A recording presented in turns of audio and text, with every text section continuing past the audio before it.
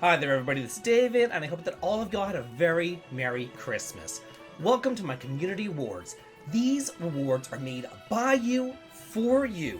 All the games here were nominated by you and voted upon you. The entries were even written by you, the community and fans. So thank you all so much for participating in these awards. Here, I'm personally going to be sitting to the wayside because these are not my words. Again, these are words of you, written by you, the fans, as we go off and celebrate all the best that 2024 has to offer. And I do think that's worth a sub, as I do try my hardest to 100,000 subscribers. And with your help, your like, and your sub, I just know that I can get there. So thank you so much for all that. And now, without further ado, let's hear it all from you, the fans. First up at number 12, and nominated by Crixus Mad Duck of Canada, we have Bloomtown, Another Story, with 3 votes. While it might not live up to more AAA titles, I think that this here deserves a nod. You play as a little one named Emily, who gets sent along with her brother to their grandpa's for the summer. Then they get brought into like a Persona-style adventure where you gotta take down demons and save all the townspeople. It has a monster catching system where you can capture, personas, for lack of a better term, and fuse them, as well as alter their abilities for lots of fun. It has a social RPG system too, where you can upgrade various social stats, which give you better odds on your interactions. The combat system is also like your classic turn-based battle with an elemental weakness system, and it's really well done. I do think that this here is the number 1 cozy feel-good RPG that I played this year. Next up at number 11, and nominated by Snufflekins, we have Mario and Luigi Brothership with 10 votes. After 5 years of uncertainty following Alpha Dream's closure, and then 9 years since the last original game in the series, the sub-series is back and bigger than ever without sacrificing any of its inventiveness, creativity, and endearment. The last word is worth emphasizing, since it seems like more than ever, the brotherly bond between the two is very apparent. Add to that, clever additions to the tried and true exploration and time combat systems, and you've got yourself a ship-shaped Nintendo Switch RPG experience. Up next at number 10, and nominated by Ku the Mad and Wills 398, we have Romancing Saga 2, Revenge of the Seven, with 19 votes. What if you took an amazing game with a great premise and remade it to look modern, added in some quality of life improvements, and even some new content and classes for the fun of it? Well, then you'll get Romancing Saga 2, Revenge of the Seven. Instead of being like the good heroes fighting the evil empire, you are the empire fighting off the evil heroes. And you must slowly expand your empire to stop the corrupted heroes and whatever else may be threatening the people of the continent. Needless to say, realism actually kicks in a bit, as this cannot all be done in one lifetime. This is where the inheritance magic comes in, allowing the next emperor or empress to inherit the skills and memories of the previous one. In gameplay speak, you pick a new character to be the protagonist, but then they get the previous one's abilities. Then you increase your abilities in battle by using them, since you don't level up in like a traditional sense. If you want to be good at using fire magic, then you'd better be casting that fire spell in battle. Most of the playable classes would feel like controlling NPCs in a party, but the best part is that every class has a role to help stop the 7 heroes. If there's a game that will put Saga into the mainstream, it is this one. Now, let's move on over to number 9, Like a Dragon, Infinite Wealth, nominated by Weird Duck Season with 20 votes. This game picks up just a few years after the previous game left off, even referencing the events of COVID-19 pandemic, and the combat and job systems are vastly improved too, making it easier to control and utilize the environments during battle. In the first game, most of the jobs had no clear function, and only a couple of skills could be retained when changing jobs. This time around though, just about every job has a niche, and you can select which specific abilities to continue using whenever you're changing jobs.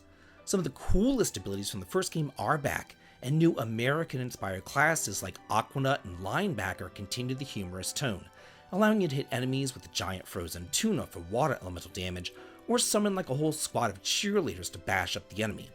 This game is notable because you're not controlling like a whole bunch of high schoolers or fantasy races.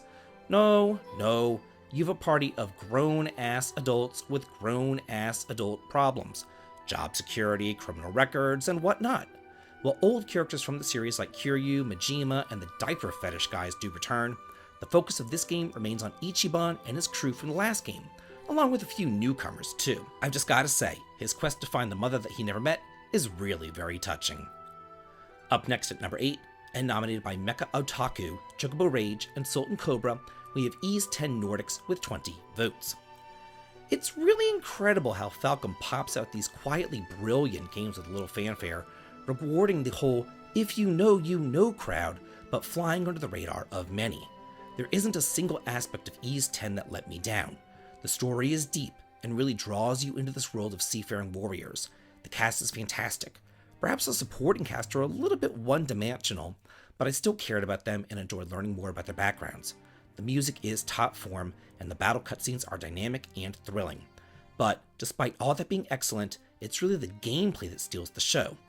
Overworld and dungeon exploring are well done, as is sea exploration and the ship battles. But the story is still where it shines, as it tells a very layered character narrative about taking control of your own life, discovering yourself, and embracing yourself. It's the acceptance of your past to enjoy your present. It's actually really deep. Now, let's look at another Falcom gem with The Legend of Heroes Trails Through Daybreak at number 7, which was nominated by G Batista 100 and it got 21 votes. I can kind of see why this Trails fandom's like a cult.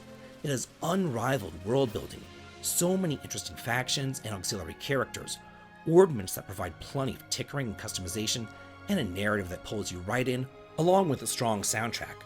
I mean, you can really become completely immersed in this like you're watching a movie. I just can't wait for the sequel and the eventual Trails in the Sky remake too. Also, with 21 votes and nominated by Garfreak, we have Paper Mario and the Thousand Year Door remake at number 6. Remakes are big this year, and this one takes the GameCube original and it seemingly builds it back up from the ground up. It's been a while, so some of you might not notice it, but all around you are little tweaks that make it look, sound, and play better than it ever did before. Tedious sections turn into a joy to play. There's also the fun battle system with a full party of playable partners, great and easy customization options with the badge system, and mainly an inventive world filled with lovable characters, funny dialogue, and stories that will actually leave you wondering what they could be doing next. If you haven't, put on your Explorer boots, go grab those crystal stars, and find out what's behind the titular door that's been shut for a whole millennia. Okay, now at number 5, we're getting to the big boys now. Nominated by Lou Rock with 24 votes, we have Visions of Mana. What a redemption story this here is. A true return to form, Visions of Mana features series staples such as the Mana Tree, the old elemental gang, various weapon types, and the beloved 3-character party that we've all come to love. It also reintroduces the class system, in which by equipping specific elementals, the characters will take on that specific attribute, learn skills allowing for great customization and freedom whenever it comes to combat. The world and visuals in this game are just absolutely fantastic, whimsical and bright, filled with extraordinary saturation and art design.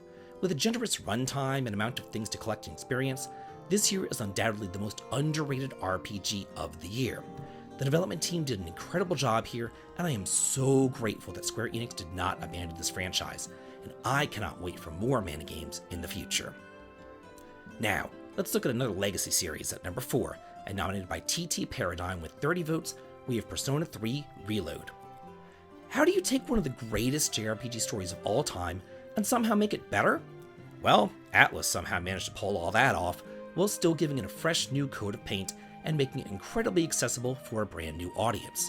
Reload fixes most of the problems and jank with the original Persona 3, while giving it the same style and flash as Persona 5. This here introduced a whole new slew of Persona fans to the story, while at the same time expanding even more on the original story and characters that I love. Characters who previously got little to no development become far more human and relatable here. And character development isn't limited strictly to the characters who have social links. There's a lot of personal struggle here in Persona 3, and these recharacterizations and expanded plot points make all of the themes of the game hit so much harder. I went into this knowing every single major plot point, but I still found myself bawling like a little kid when the credits rolled. Now, here with a brand new IP at number 3, and nominated by Cactus Man, Tom D, and Weird Duck Season with 33 votes, we have Unicorn Overlord. This here just did everything right.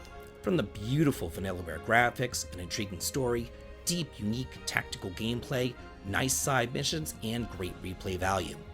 Not only that, but it's also revived a subgenre of RPG gameplay that's been essentially dormant for like 25 years, bringing the ogre battle hybrid of real-time strategy and tactical RPGs into the modern era. There's an endless amount of fun to be had in the menus for those out there who seek to fastidiously perfect their battle plans. Each character that you send into battle can essentially be like programmed with multiple lines of orders and conditions, which they follow as battles unfold automatically.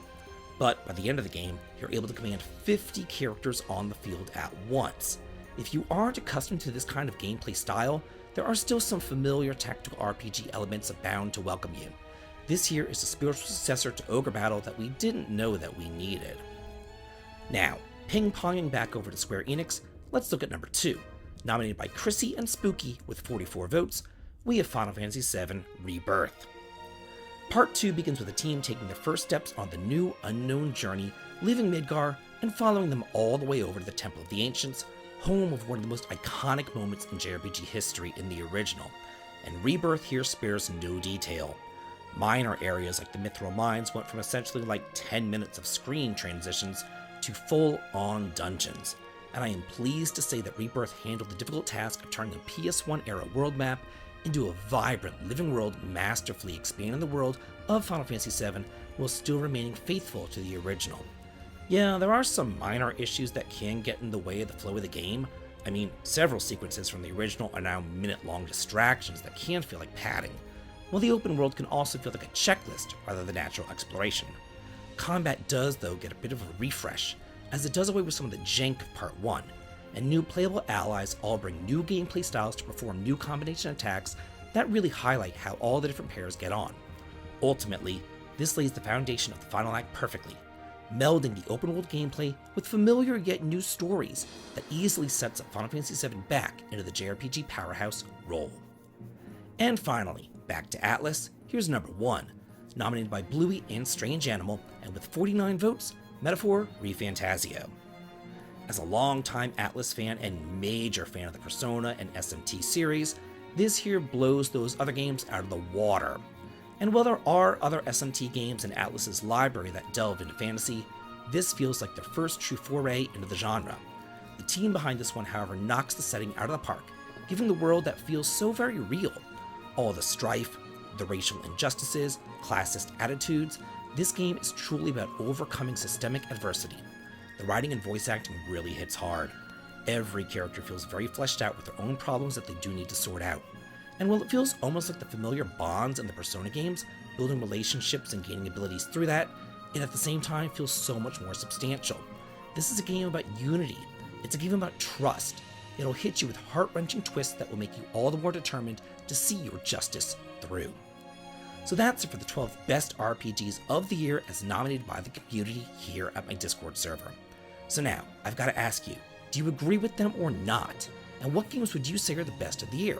Make sure that you join the server too and let them all know your feelings. The link to join is down below. And if you like this video, here's another video that I really do think that you're going to like. So do be sure to check that one out. And also, please be sure to leave a like and a comment, and have a good day.